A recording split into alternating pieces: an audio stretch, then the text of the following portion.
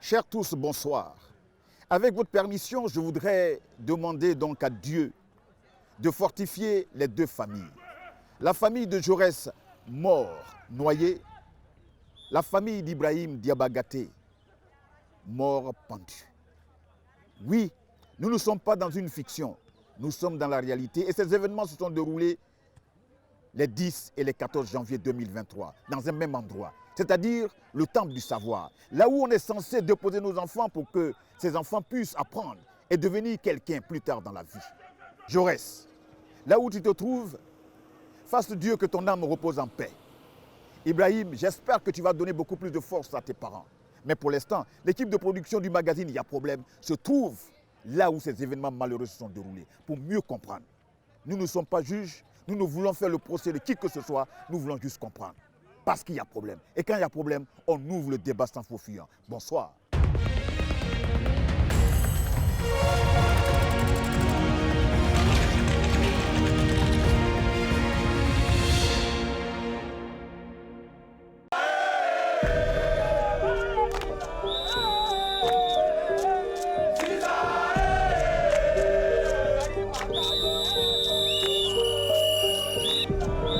Une procession en blanc pour exorciser la douleur et la tristesse d'une double éclaboussure reçue en moins d'une semaine par les explorateurs du savoir que sont les étudiants.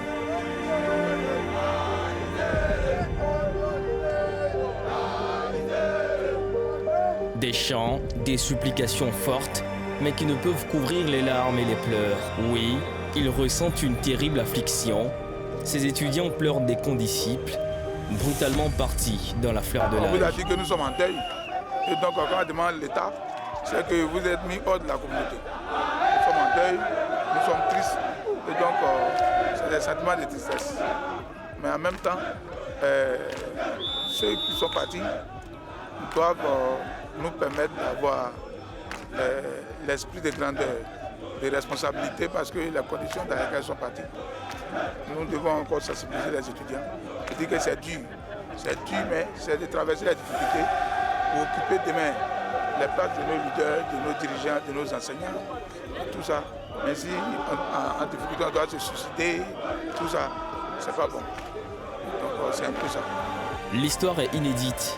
Deux étudiants qui font le grand voyage en moins d'une semaine et sur l'espace universitaire. L'un s'appelait Ibrahim Diabagaté et l'autre, Jaurès Niali. Il avait seulement 18 ans. C'est beaucoup de problèmes que nous traversons, mais ici, il n'y a pas de peur, il n'y a pas de psychose. Nous sommes émus, nous sommes émus, nous sommes tristes parce que nous sommes en deuil. Voilà, il faut faire la distinction entre les émotions. Personne n'est dans la peur. Vous voyez tous ici, les étudiants, de façon disciplinée, mais avec une hauteur d'esprit, avec un comportement citoyen, républicain. Vraiment, a vécu ces événements. Vous n'avez pas entendu parler de quoi que ce soit, si ce n'est le recueillement, si ce n'est la recherche des conditions de ce drame. Donc il n'y a pas de psychose, il n'y a pas de spectre de la mort au campus. Il faut quitter dans ces choses-là. Nous ne sommes pas dans du sensationnel, nous sommes en deuil. Ce matin-là, les étudiants sont sortis nombreux de leur résidence dortoir pour rendre un dernier hommage à leurs condisciples. Les visages sont marqués par la tristesse et parfois par l'angoisse. Cette situation inédite suscite une forme de psychose. Certaines étudiantes sont tétanisées au point de ne même pas pouvoir sortir et mettre les pieds dehors. C'est le cas d'Angela, qui a décidé de rester enfermée dans sa chambre.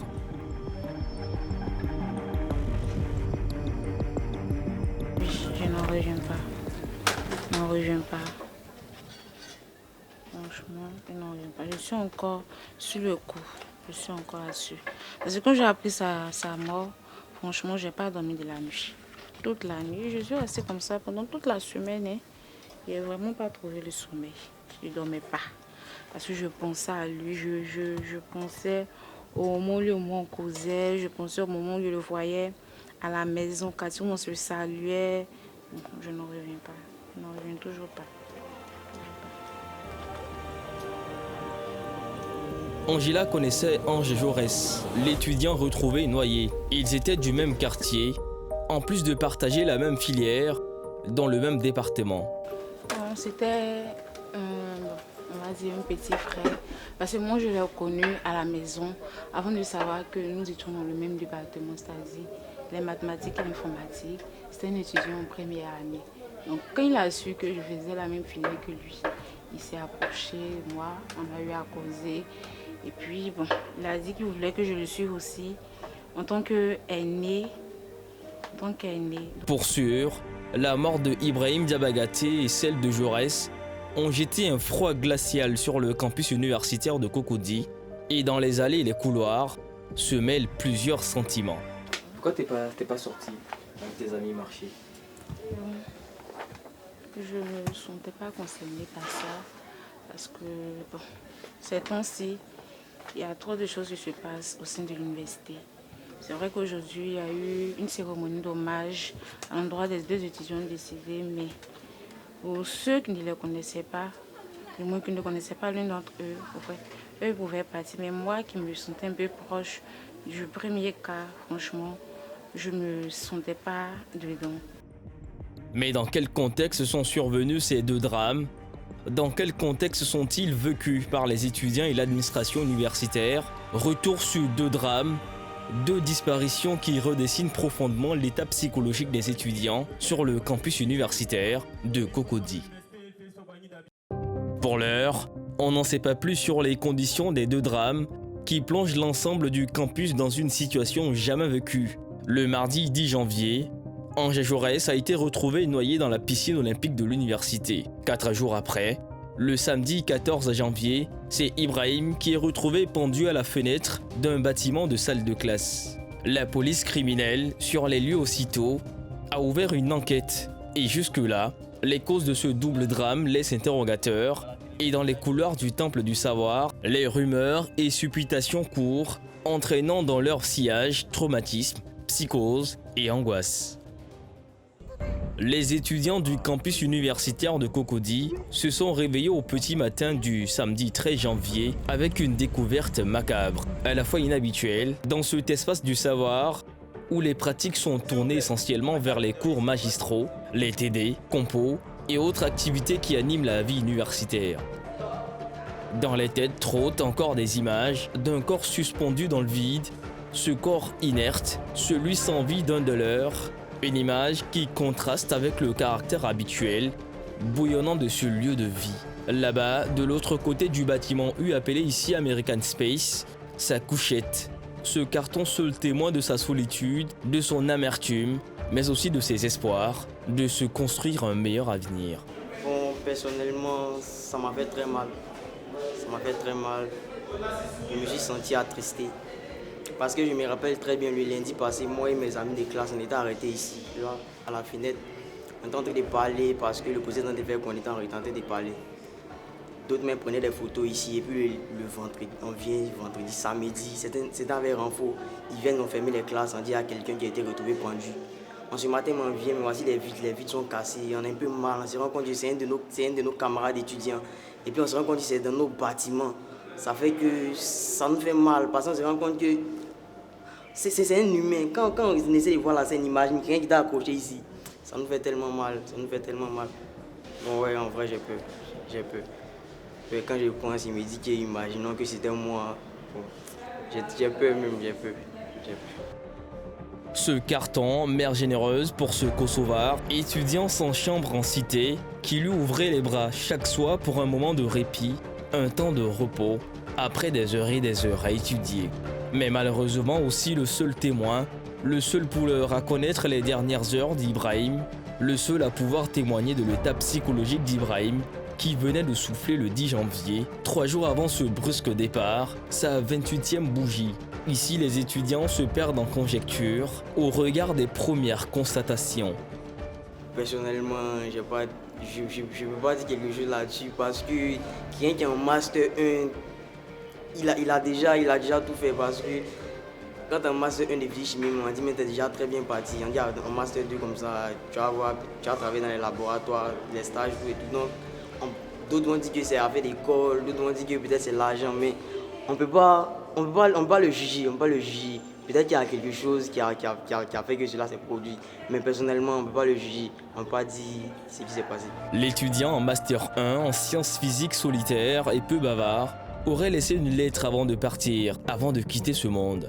Une note dont la presse s'est fait écho est aussi laconique que ses interventions en salle de classe. Il avait presque fini. Nous, on est des novices en vie, on s'est dit quoi? Ah, si c'est peut-être l'école qui l'a poussé à faire ça, c'est que nous, on est dans le pain, parce que c'est encore difficile, c'est dur. Jusqu'en Master 1, ça fait tellement mal. Si les vides même qui étaient le lundi passé, tout était bien nickel. C'était maintenant de prendre des photos là. C'est tellement mal. Maintenant, pour venir s'arrêter ici, mais on a peur, on s'est dit qu'imaginons que peut-être qu'ils sont revenants, tout et tout, ils reviennent, tout ça, pour venir chercher peut-être des gens. Il y a tellement, peut-être tu connais des Africains, fait des mythes autour, vous dites ici, là, attends, ils vont placer des trucs, vous dites, on ne doit plus venir ici, voici nos toilettes même. Ça va venir pisser même, quand ça va pisser, on a peur, on va nous même fermer la porte. C'est un peu bizarre. Dès lors, des questions demeurent en suspens. Ibrahim se serait-il suicidé? Existerait-il des motifs qui auraient poussé Ibrahim à choisir la forme d'automutilation la plus extrême, le suicide? A-t-il été la victime d'un crime crapuleux? Après la mort du jeune homme, les supputations les plus folles s'écoulent à toile, même des accusations peu fondées. Après son bac en 2015, Ibrahim est orienté à l'université Félix Houphouët-Boigny de Cocody. En sciences physiques, l'une des filières les plus sélectives, mais aussi l'une des plus complexes. Ano est l'un de ses amis de promotion. C'est seul qu'il arpente désormais les allées de l'université. On s'est connus la première année, voilà, étant les amis de filière simplement, amis de filière simplement.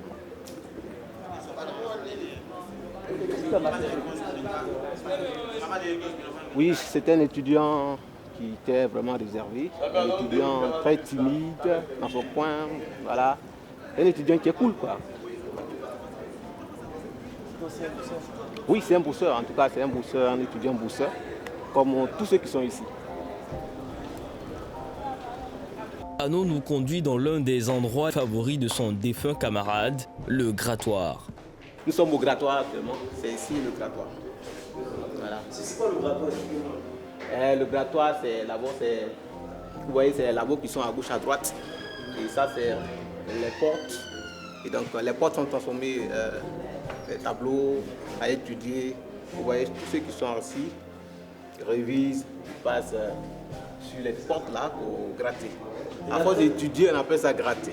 Et là, tu venais très souvent ici avec tes bagages? Oui, ça c'était la première année, on se retrouvait un peu aussi après les séances de télé. Voilà. Donc tu venais ici avec tes bagages la première année? Oui, Diabagaté, ça c'était après les séances de télé. Tu faisais quoi? Voilà, on vient peut-être s'il y a un exercice de mathématiques, on venait, on expliquait, celui qui comprenait mieux était au tableau pour expliquer un peu. Voilà. Ibrahim consacrait la majeure partie de son temps à étudier. Ça c'est quoi? C'est maths de Docteur Apata. Oui. C'est les matrices là. Tu viens d'affinir les matrices.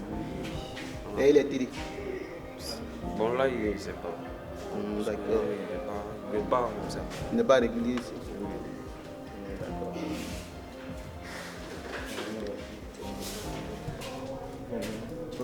Ici, dans ces conditions pourtant difficiles, sur des pans de murs ou des portes, sans relâche, pendant plus de 7 ans, Ibrahim étudiait, calculait, s'exerçait pour se construire un avenir. Mais hélas. Quand je vois mon frère traiter cet exercice, automatiquement je pense à Diabagaté lors de la première année où on venait ici pour gratter, faire pareil avec, faire pareil ce qu'il est en train de faire, quoi. En tout cas, ça me fait rappeler, je pense, à notre première année à l'université de Cocody. Il avait pourtant réussi le plus difficile, franchir l'étape du tronc commun de physique, sa licence en poche. Il avait toutes les chances d'être recruté comme professeur au secondaire, mais lui affichait son ambition de poursuivre ses études. Oui, ma douleur, c'est le fait qu'il soit en master et puis j'apprends sa mort suite à une pendaison. C'est ça qui m'a tellement touché. Tout le monde ignore les raisons, mais ça m'a tellement touché quand j'ai vu l'information d'abord sur les réseaux sociaux, sur un groupe WhatsApp aussi. ça m'a vraiment touché. Une pendaison, Master 1, il est plus loin de la porte de sortie. Oui, quand on arrive à Master 1, Master 2 n'est pas loin. Déjà, même avec Master 1, tu es déjà sur le bon chemin. Tu as la licence en physique-chimie, c'est déjà bon. Dans toutes les sortes de professeur. Oui, déjà, quand tu as la licence, tu as la chance de devenir professeur de collège. Bon, ok, beaucoup de courage, et puis bon, bonne bosse. En dehors du grattoir, c'est sous ce préau en compagnie des siens, les Kosovars, qu'il passait les plus clairs de son temps. Oui, ça, à la base, ça c'est une salle de préau. Mais à partir d'une certaine heure, ça devient une salle de dortoir. Vous voyez déjà la preuve, vous voyez déjà quelques sacs qui sont déjà déposés. Dans la journée, les gens sont là pour réviser, mais la nuit, à partir d'une certaine heure, les gens viennent pour se reposer aussi. Ils bossent à un moment, ils se reposent. Ces étudiants kosovars sont dans une situation précaire. Ce préau leur sert aussi de dortoir, une situation plus difficile que ceux qu'on appelait ici dans les années 90 les Cambodgiens, des étudiants qui squattaient les chambres de leurs camarades. Vraiment, moi, il faut que je sois coué pour ne plus étudier. Parce que vraiment, comme je l'ai dit, la filière est très très compliquée. Donc il faut bosser. Il faut bosser assez. C'est le travail en fait pour pouvoir réussir. Et quand vous voyez quelqu'un qui a la porte de sortie et qui se suicide. Vraiment, si c'était de son propre gré, moi je dis que ça c'est du cachet, mais c'est pas simple. Moi je dis que c'est pas simple. En 2015, quand Ibrahim arrive de Tanda, il est accueilli par son oncle, un policier à Koumassi. Mais très rapidement, les exigences de sa filière vont l'obliger à devenir kosovar et squatter la cité universitaire dans des conditions extrêmes. Le but, réussir ses études et sortir de cette situation. Anno s'interroge encore sur les conditions de sa mort, mais n'arrive pas à se formuler des réponses. Oui, il était un kosovar. Il y a plusieurs coins de Kosovar, hein, vous voyez, il n'y a pas un endroit fixe pour les Kosovars. Si tu arrives à un endroit, une salle où ce n'est pas fermé, allez, on transforme l'endroit de toi, puis on se repose. Et vous dites que Diabagati était un Kosovar, c'est plutôt. Oui, Diabagati était un Kosovar aussi. C'était un Kosovar, la preuve où c'est suicidé, c'est un endroit de Kosovar. Voilà, c'est là-bas que tout s'est passé. Pourquoi est-ce qu'il restait ici alors que, par exemple, la famille à Koumassi? Pourquoi est-ce qu'ils restent ici alors qu'ils ont la famille ailleurs? Alors, ceux qui restent sur le campus, qui dorment sur le campus, qui n'ont pas de chambre à l'université, qui dorment dans les amphis, dans les salles de TD, il y a plusieurs raisons. Il y a d'autres qui sont très loin, ils sont tellement éloignés de l'université.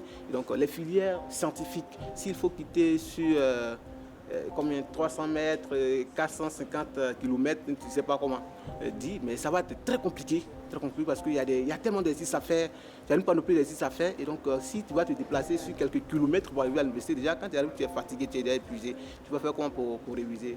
Et donc voici un peu les raisons qui poussent aux étudiants de dormir sur le campus.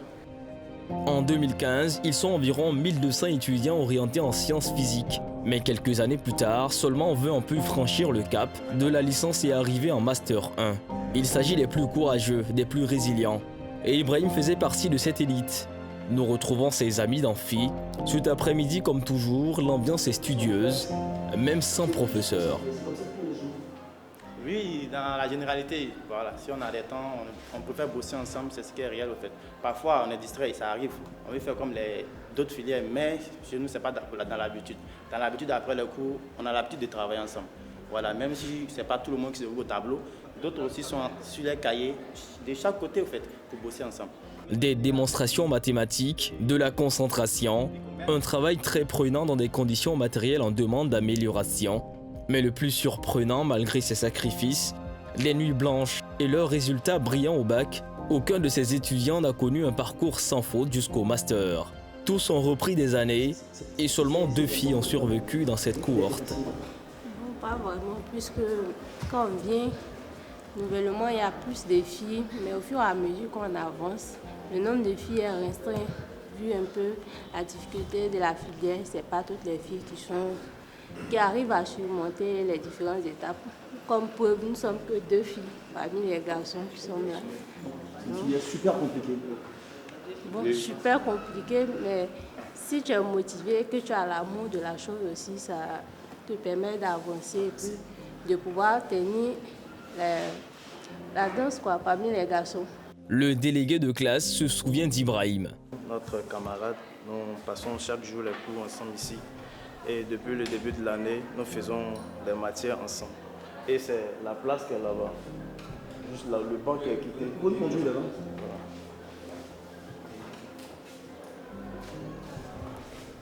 C'est sur cette place qu'il a l'habitude de s'asseoir. C'est exactement ici qu'il s'assoit. Et bon, quand il vient, en tout cas, il est un peu écarté du groupe.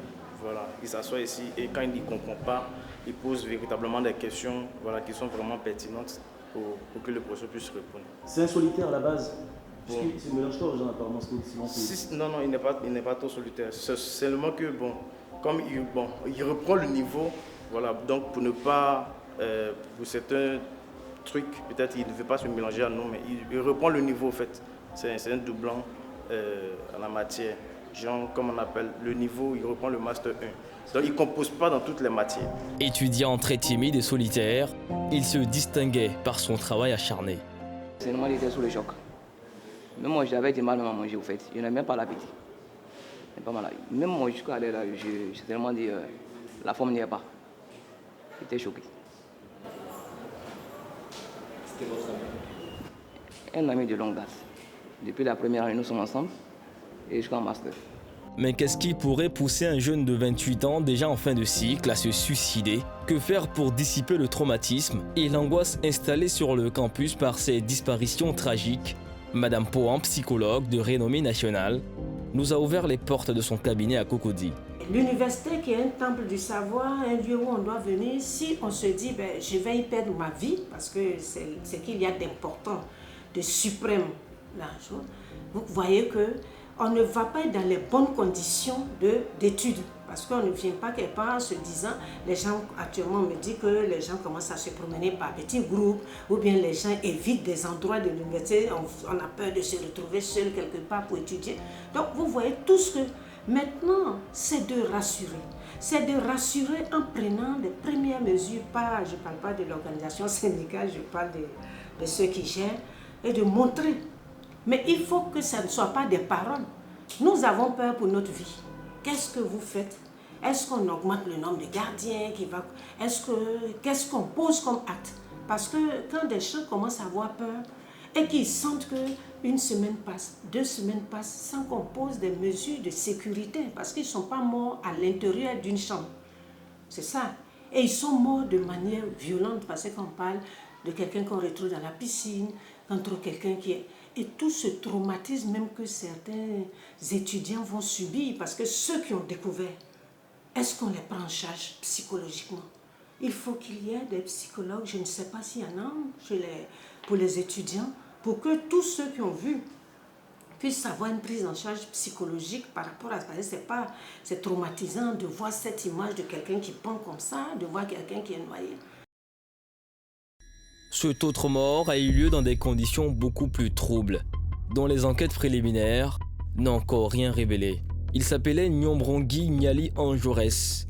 Il avait 18 ans et débutait à peine son cycle universitaire. Le corps d'Anjores a été autopsié sur instruction du procureur de la République. La gorge nouée, elle vient de voir le corps de son fils, inerte, sans vie. Mon fils. C'est mon fils. Il m'a appelé le 10 là. Il m'a appelé. Il m'a dit que l'enfant a fait un malaise. Que devenu. Donc j'ai dit au monsieur que je suis hors d'Abidjan. C'est là maintenant lui me dit si j'ai un parent proche de l'appeler puis il va venir. Donc j'ai fait appel à ma petite soeur qui a eu pour Koweït. Après maintenant quand je l'ai rappelé, il m'a dit que ils ont besoin d'un proche tout près. Pour la famille, le besoin ardent de savoir la vérité s'exprime plus que jamais. Pour elle, la vie s'est arrêtée, mise en suspens.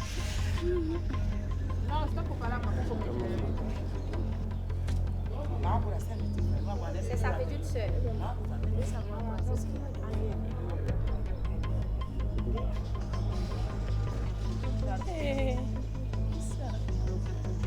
Pendant que nous filmions avec la famille, nous sommes interrompus par le crew. Je vous ai dit, effacez ça. Si je vois ça sur la télévision, je vais vous traduire en justice et vous allez faire ça. C'est l'un des responsables de la structure étatique chargée des œuvres universitaires. En quoi est-ce que permettre à une famille en détresse de partager son mal-être avec la communauté nationale est une menace pour l'administration universitaire? Allez-y au crew. C'est le crew qui peut vous... C'est pas ici. Est-ce que le crew a une légitimité de nous empêcher de parler à la famille? Est-ce que le crew a cette légitimité? Vous allez demander ça à mon patron. Je vous pose la question. Cette scène vient démontrer à quel point l'adoption d'une meilleure approche face aux réalités douloureuses de notre contrat social est d'une absolue nécessité. Au fond, la peur, l'angoisse, le déni sont à la fois ressentis, autant chez les étudiants que dans l'administration. Toute la communauté estudiantine regardera-t-elle ces réalités en face? Se posera-t-elle des questions dont les réponses permettront de mieux construire l'avenir? Ce décès de Ange Jaurès est le premier survenu sur l'espace universitaire la semaine en question. Mais qu'est-ce qui a pu bien se passer? Quelques jours plus tard, une réunion de crise se tient dans les bureaux de l'AUC, Abidjan University Club. Pour ses 3 membres, les circonstances de la noyade de Ange Jaurès doivent, au-delà de l'émoi interpellé, l'organisation mise en place à la piscine. Et c'est vrai que nous sommes attristés du décès, mais on avait fait un projet à la fermeture de la piscine, on avait fait un projet, le projet que voici. Et dans ce projet-là, on avait quand même, parce que c'est le 3e, c'est pas le 2e, c'est le 3e décès dans la piscine. Et lors du dernier décès, avant celui-là, 3e décès, il veut dire en moins de 10 ans. Voilà, le premier décès, je n'étais pas sur l'espace universitaire, parce qu'il n'était pas encore étudiant. Mais le 2e décès, j'étais là. Mais le premier décès, on m'a rapporté cela. Mais le 2e décès, j'étais là. Et en ce temps, j'étais secrétaire général de la section de natation. Et lorsqu'il y a eu décès, la piscine était fermée. Par jour de grande affluence, l'organisation de la piscine permet-elle aux maîtres nageurs de suivre tous les mouvements de chacun des nageurs? À organiser piscine partie de nuit, piscine partie avec ses amis. Ce qui n'est pas mauvais. On peut quand même dégager un volet, il veut dire, à des divertissements, mais il faut que ce soit bien encadré. Il faut que ce soit bien encadré. Et comme je l'ai dit dans le document, c'est les suggestions qu'on a fait, c'est les recommandations qu'on a fait. Lesquelles on peut les voir? Oui, bien sûr, on peut voir. On peut voir le document. Face au problème, l'AUC fait des propositions parmi lesquelles les membres mettent un point d'honneur sur la sécurité. Au niveau de la sécurité, ce qu'on a suggéré, il y avait, comment dirais-je, tout ça fait partie de la sécurité. Bon, on avait proposé des caméras de surveillance. Donc, je crois qu'il y a des caméras de surveillance, des barbelés. Augmenter le nombre de maîtres nageurs, parce que pour une piscine olympique, il faut vraiment un certain nombre de maîtres nageurs. Et ce travail qu'il est en train d'expliquer, on l'a fait avec la Fédération ivoirienne de natation. Et, avec le concours aussi des maîtres nageurs, l'association des maîtres nageurs de Côte d'Ivoire. Même si jusque-là on n'en sait pas plus sur les circonstances des décès de Ange Jaurès et Ibrahim, on sait néanmoins que leur disparition a profondément bouleversé toute la communauté estudiantine qui espère au sortir de ce moment émotionnel des améliorations de vie sur les campus de Côte d'Ivoire.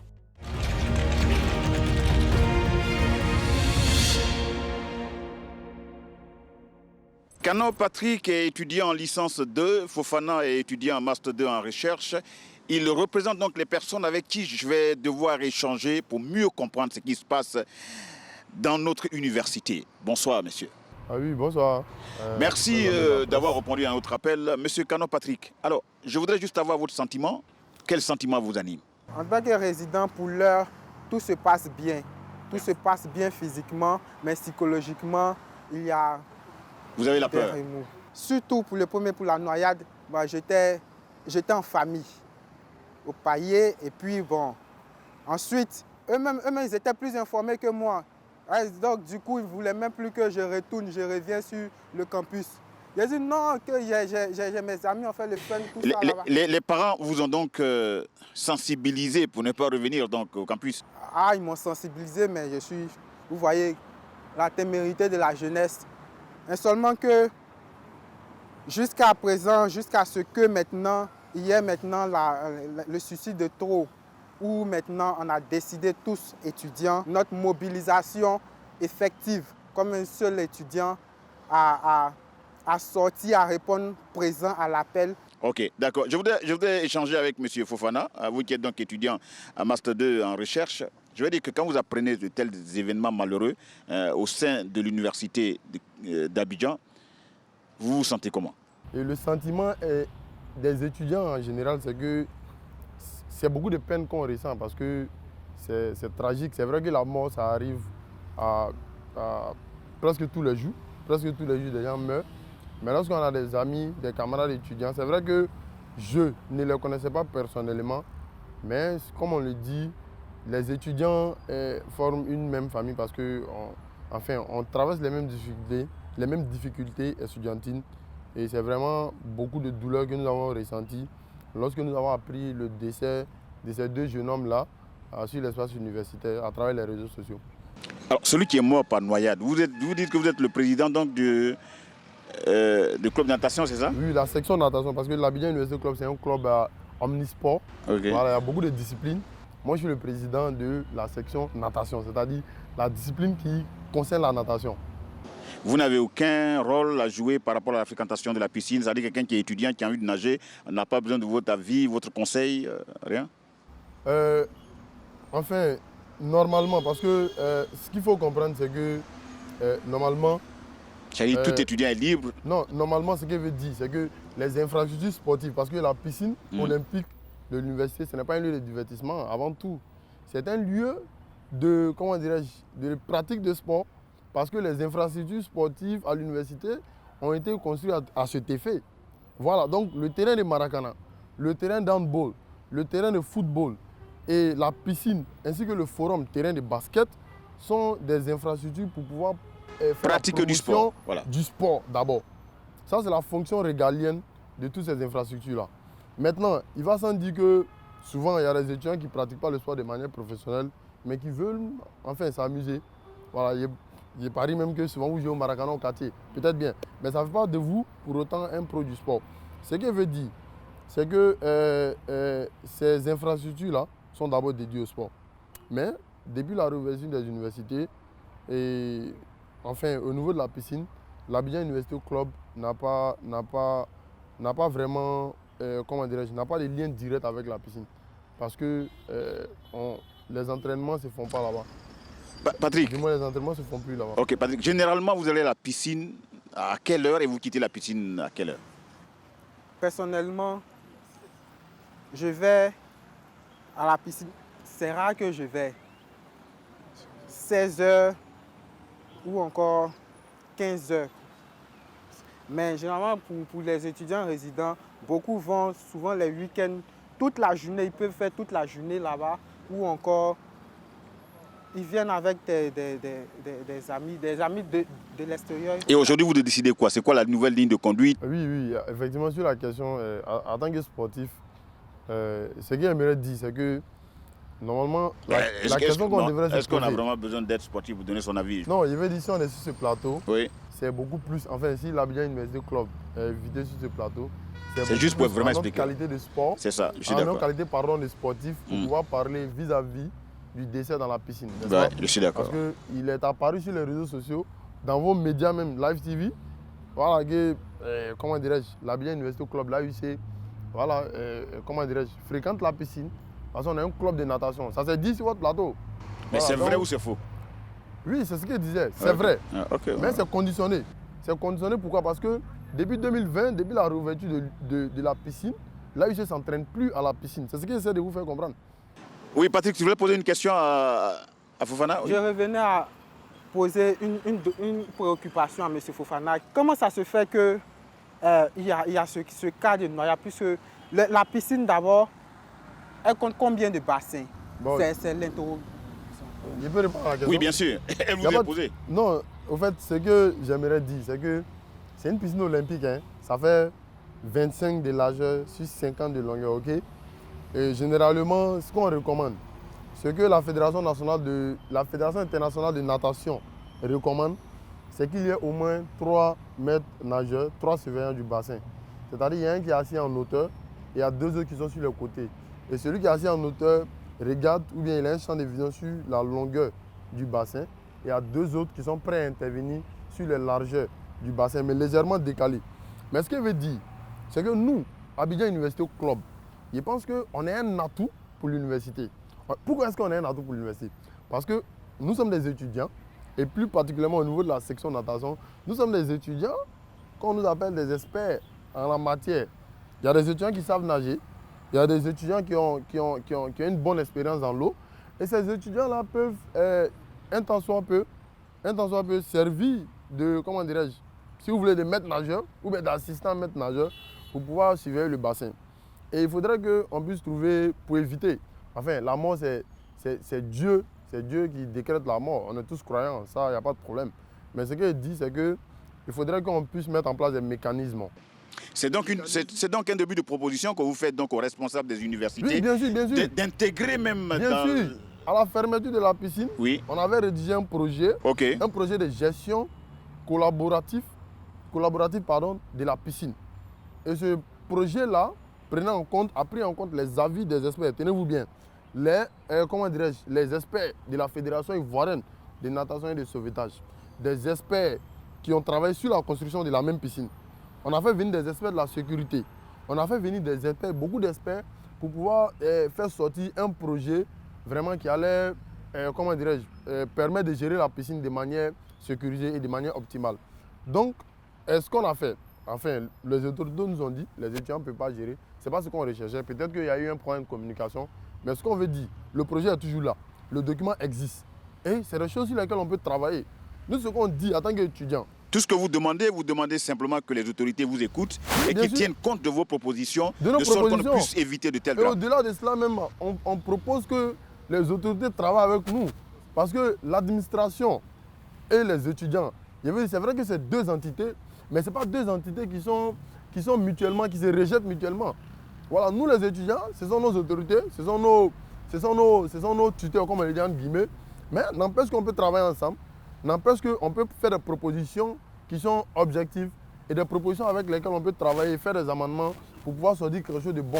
Parce que, contrairement à d'autres, si vous voulez, infrastructures sportives sur l'espace universitaire, la piscine demande un traitement particulier. Parce que ce qu'on risque de grave, c'est un terrain de football. Peut-être que c'est de se casser le pied. Mais la piscine, on risque la noyade et la mort.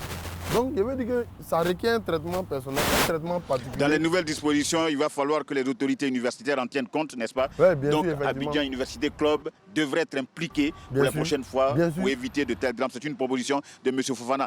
Patrick, je voudrais que tu me regardes droit dans les yeux. Toi, étudiant, tu viens, ou sinon tu apprends qu'un étudiant serait mort pendu. C'est-à-dire qu'à cet instant-là, que tu apprends de telles nouvelles, tu te sens comment? Beaucoup de doutes, beaucoup d'amertume sans oublier, beaucoup d'angoisse, beaucoup d'anxiété, puisque il y a le camarade, à votre avis, la peur, le doute, vous doutez de qui et de quoi? Nous doutons maintenant de l'atmosphère, du climat qui règne, vu que nous ne sommes pas à la première. Du coup, cela va commencer à susciter beaucoup d'interrogations au niveau des parents qui d'abord s'inquiètent, des parents d'étudiants, d'élèves, et nous, résidents, nous, étudiants. Parce que 2023, on ne s'attend pas comme ça à ces choses. Nous voulions faire paisiblement les études et puis avancer comme on le peut. Et voici que ces différents décès sur nos chemins, vraiment, ça nous met beaucoup d'entraves, de barrières qui sont la diversité. Patrick, je vous sais éprouvé, mais entre vous les étudiants, vous vous dites quoi pour vous remonter le moral? Vous vous dites quoi? Entre étudiants, la nouvelle est passée. Vous savez, en Afrique, c'est juste pour faire le deuil et puis ça sera la routine. Mais après cela, qu'est-ce qu'on a retenu de cela? Il y a beaucoup de séquelles, il y a beaucoup d'empreintes Vraiment, ce sont les empreintes d'anxiété, d'angoisse. Pour mes parents, je parle d'abord pour mes parents. Et maintenant, pour moi, le second, moi je suis encore jeune. Je continue les cours. Je ne sais pas ce qui m'attend devant.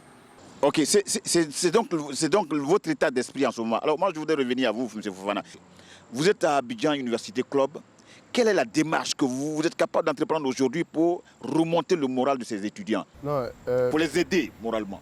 Non, effectivement, pour répondre à la question, je pense que l'un des grands objectifs de l'Abidjan Université Club, c'est de pouvoir allier sport et études, ok? Parce que on sait, tout le monde sait à quel point ça peut être stressant, comment dire, les études, et surtout la bosse constante, et surtout les conditions dans lesquelles nous étudions à l'université. Donc, pour ce faire, les mécanismes qu'on met en place au niveau de l'Abidjan Université Club, c'est des séances d'entraînement qui sont, ouvertes à tout le monde. Et des sections, on a 19 sections. Oui, mais au-delà des séances d'entraînement, vous avez quand même... Est-ce que vous comptez entreprendre des moments d'échange avec eux? Non, déjà, comme...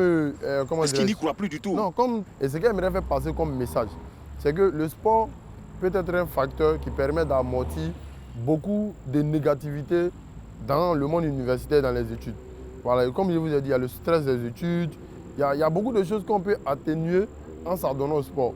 Donc je pense que ça serait à l'avantage de nos autorités de faire la promotion du sport-études.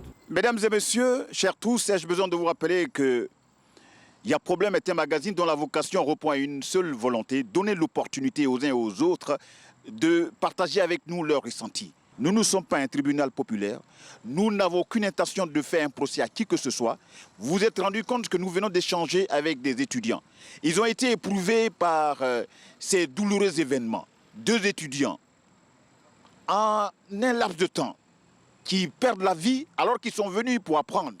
Cela nécessite que nous ouvrions donc le débat, que nous échangions, de sorte que des débuts de solutions soient trouvés, que les autorités universitaires et les étudiants puissent trouver une plateforme d'échange.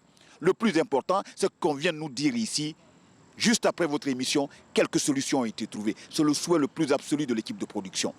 Aux familles éplorées, au nom de la direction de l'AFTV, je voudrais vous regarder avec beaucoup de tristesse et demander à Dieu de vous fortifier. C'est arrivé. Si mes mots pouvaient guérir les plaies dont vous souffrez, je serais l'homme le plus heureux. Malheureusement, ce n'est pas évident. Je ne peux que vous dire Yako, comme on le dit chez nous. Nos condoléances les plus attristées. On se retrouve quand? Dimanche prochain pour un autre problème. À bientôt.